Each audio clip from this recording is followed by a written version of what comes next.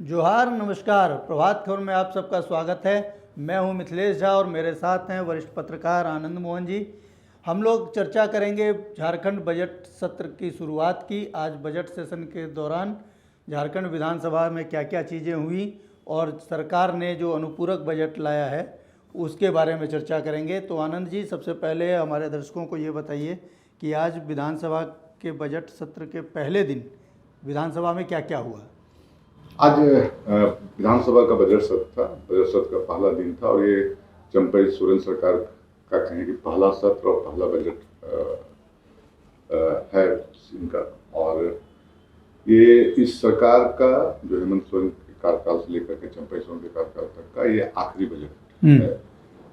और आज पहले दिन सदन के अंदर और सदन के बाहर जेएसएससी का जो एग्जाम सीजीएल एग्जाम का जो पेपर लीक हुआ था उसका मामला गरमाया रहा। सदन के बाहर भी और सदन के अंदर भी। सदन के बाहर भाजपा के विधायकों ने इसको लेकर के प्रदर्शन किया, सरकार से जवाब मांगे। सदन के अंदर भी जब सदन की शुरुआत हुई तो यही इसी मामले से हुई और पूरा हंगामा और नारेबाजी के साथ कि सरकार के संरक्षण में और पूरी तरह से छात्रों के साथ धोखा हुआ है, छात्रों के साथ नाइंसाफी हुआ है, छात्र सड़क पर हैं, इसका जवाब सरकार दे। इन मांगों के साथ हाउस के अंदर, सदन के अंदर विपक्ष दाखिल हुआ और वेल के अंदर, जिसको कहते हैं कि अपनी सीट को छोड़ करके स्पीकर के सामने जाकर प्रदर्शन किया। इस पूरे गतिरोध के बीच में ही स्पीकर ने अपना जो उद्घाटन भाषण होता है, जो सत्र के पहले दिन स्पीकर का जो वक्तव्य होता है, उन्होंने इस पूरे हो हंगामे के बीच में पढ़ा। इसके बीच में प्रतिपक्ष के नेता जो अमर बावरी हैं वो उठे और उनकी बातें सदन ने सुनी। उन्होंने कहा कि ये बहुत ही गंभीर मामला है, 2 लाख 4 लाख 5 लाख में पेपर बिके हैं और ये छात्रों के भविष्य के साथ खिलवाड़ है। सरकार इसकी सीबीआई जांच की मांग करे। उसकी तरफ से काउंटर करने के लिए प्रदीप यादव उठे सत्ता पक्ष की ओर से। उन्होंने कहा कि ये सही है, बहुत गंभीर मामला है, हम भी इसी के पक्ष में। लेकिन सरकार ने त्वरित कार्रवाई करते हुए एसआईटी का गठन कर दिया है, वो जांच करे। गिरफ्तारियां भी हुई है तो इसको, और उन्होंने उसको जोड़ दिया यूपी के पेपर लीक मामले से, जो यूपी में पुलिस बहाली में जो पेपर लीक हुई। तो बोली, उन्होंने बताया ये पूरे देश भर का 43वां मामला है पेपर लीक का। और इस कुल इसी प्रकरण में आज विधानसभा का जो पहला सत्र है, पहले हाफ का मामला चला और चूंकि द्वितीय पाली होती नहीं है पहले, तो शोक प्रकाश के साथ स्थगित हो गई। अब 26 तारीख को फिर हाउस रिज्वाइन। सरकार ने आज 4,981 करोड़ का अनुपूरक बजट भी पेश किया है सदन में। तीसरा अनुपूरक बजट था इस हेमंत सोरेन सरकार का। और इसके बाद 27 को पूर्ण बजट आएगा, जो चंपई सोरेन सरकार का जो बजट है, जो उनका विजन है, बजट में क्या करना चाहते हैं, वो आपको 27 को दिखेगा सरकार। हाँ, तो जनता ये भी जानना जरूर चाहेगी, हमारे दर्शक भी जानना चाहेंगे कि चंपई सोरेन इस बार बजट में हेमंत सोरेन के बजट से क्या अलग कर सकते हैं या वो किन चीज़ों पे ज़्यादा फोकस कर सकते हैं। देखिए, इस सरकार का ये आखिरी बजट है, समय भी पर्याप्त नहीं है। इसको कहेंगे 5-6 महीने का समय और 2-3 महीने आचार संहिता में चले जाने हैं लोकसभा के चुनाव के कारण।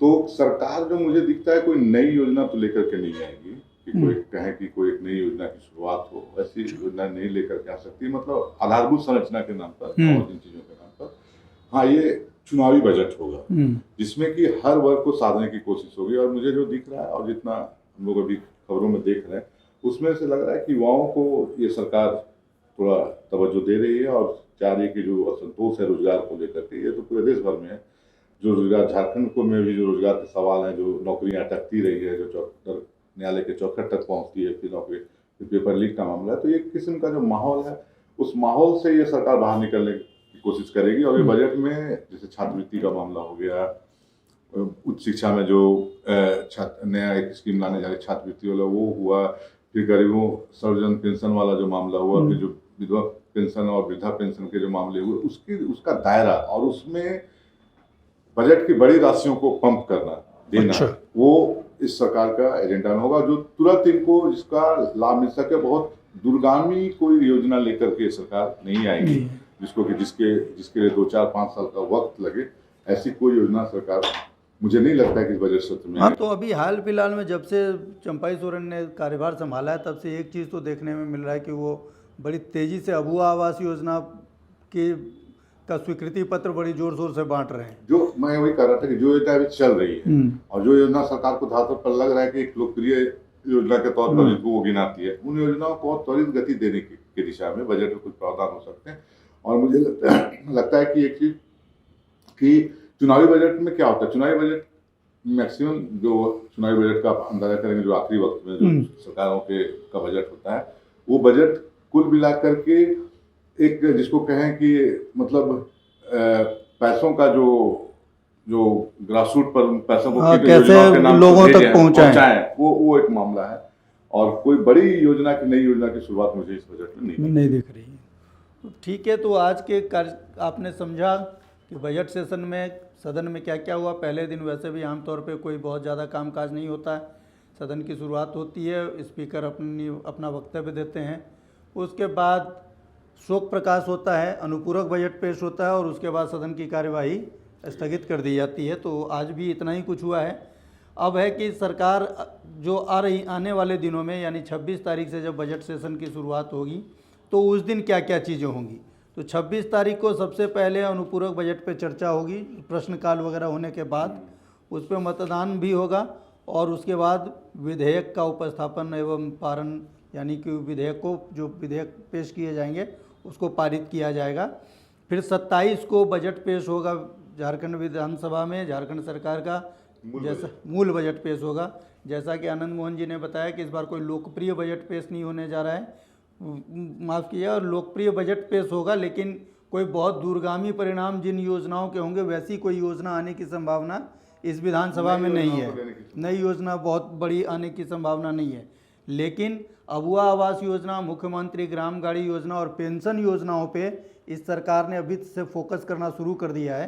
तो अबुआ आवास बांटे जा रहे हैं, 83 बसों के साथ मुख्यमंत्री ग्राम गाड़ी योजना की शुरुआत की गई है। अभी कहा जा रहा है कि इसमें और बसों को जोड़ा जाएगा जिसमें लोगों को मुफ्त यात्रा करने की सुविधा मिलेगी, यानी गांव से शहर को जोड़ने की योजना हो गई, एक पक्का मकान का योजना हो गया और अब पेंशन यानी बुढ़ापे में लोग सुरक्षित जीवन जी सकें तो पेंशन के लिए भी पूरे ज़िलों में प्रखंड स्तर पे, पंचायत स्तर पे कैंप लगा के उनके आवेदन अभी से लिए जा रहे हैं। तो अब देखते हैं कि विधानसभा में सरकार जो बजट पेश करेगी उसमें किस तरफ जा रही है। अबुआ आवास बहुत महत्वाकांक्षी योजना है, 20 लाख लोगों को पक्का मकान देने की बात है, तो उसके लिए सरकार बजट में क्या क्या प्रावधान करती है। गाड़ियां जो चलेंगी मुख्यमंत्री ग्राम गाड़ी योजना के तहत, उसके लिए सरकार बजट में क्या प्रावधान करती है, इन सारी चीज़ों पे हमारी नज़र बनी रहेगी। और बजट सत्र के दिन हम आपको बजट में जो कुछ भी सरकार लेकर आएगी, आम जनता के हित में जो कुछ भी होगा, वो सारी चीज़ें बजट की एक एक चीज़, एक एक बारीकी के बारे में हम लोग आपको लाइव आकर बताएंगे। तब तक के लिए आप बने रहें प्रभातखबर.com के साथ, देखते रहिए प्रभात खबर, पढ़ते रहिए प्रभातखबर.com। नमस्कार, जोहार। प्रभातखबर.com, विश्वास वही, रफ्तार नहीं।